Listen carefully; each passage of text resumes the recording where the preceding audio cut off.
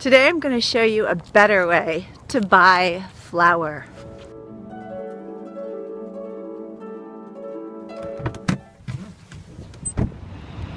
So here I am at Columbia Food Service.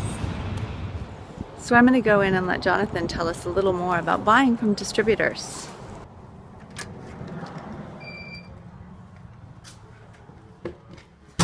So this is Jonathan, and I talked to him earlier, and he pulled some flour for me, and you pulled spec sheets, right? I did. I have some spec sheets on a couple of flours, King Arthur flour and Shepherd's Grain. Shepherd's Grain is a local company out of Spokane.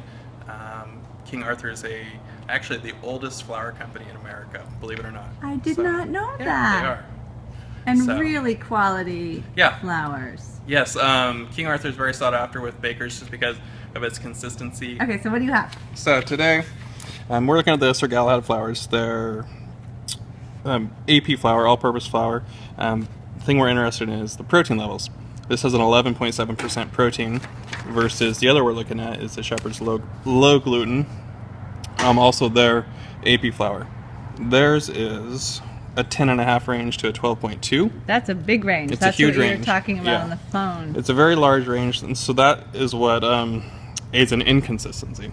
Right. So for those of you that don't know, gluten is protein in flour. So the higher the gluten, the higher the protein. Our high gluten flours are very popular in pizza crust when it comes to a crusty, thin pizza crust. I don't know the baking science at all. I just know a little bit about what I sell. Yeah, and what gluten is it's actually that network that knits the bread together. So when you have bagels are the perfect example. You almost cannot make bagels without high gluten flour because you want that chewiness, you want that structure.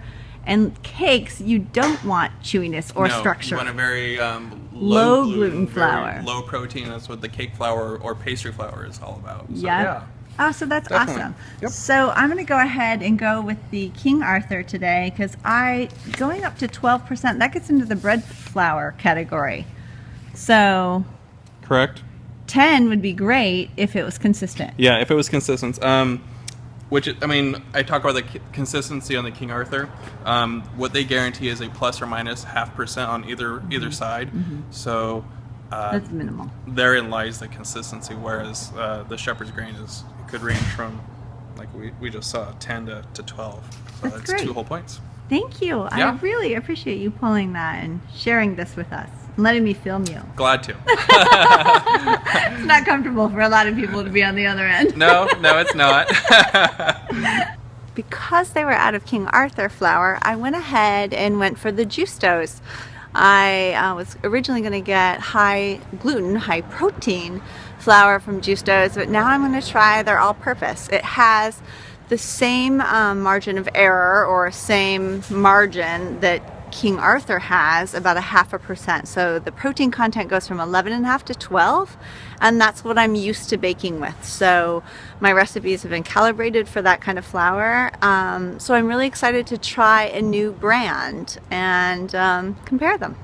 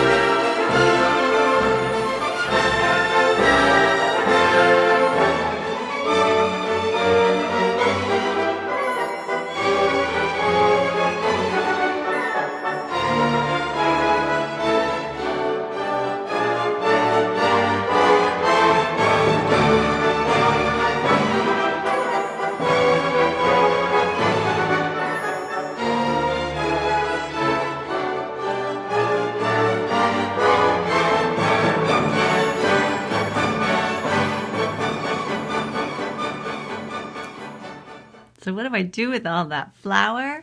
I put together my favorite bread videos for you. In the top left-hand corner is my artisan no-knead bread. Just below that, in the bottom left-hand corner, I'll show you how to make homemade biscuits from scratch. In the top right-hand corner is a hilarious Trading Places with my brother Wrangler Star, where I gave him the task of making a pizza margherita from scratch. And in the bottom right-hand corner, I answer a subscriber's question as to why I use metric when I'm baking. I'll explain baker's percentages, and you just might be a convert. Thank you for being here. Thank you for watching, and I hope you have a wonderful day.